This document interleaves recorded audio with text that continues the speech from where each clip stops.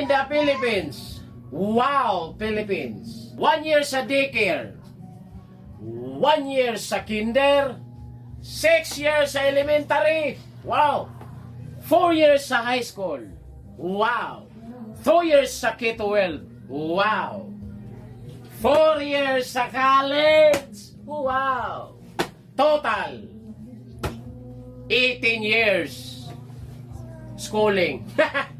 Pag-apply ng trabaho, pagkatapos mag-aral.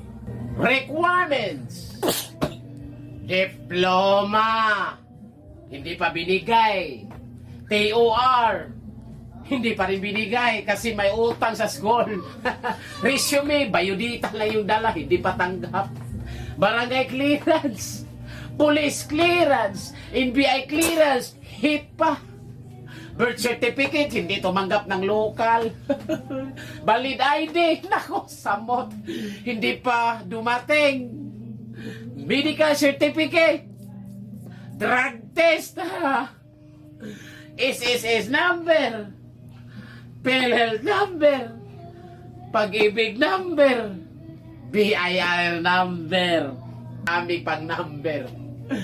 With work experience, kakagraduate pa nga lang with work experience.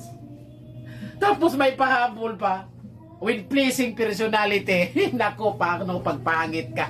Di naman tayo Piolo Pascual.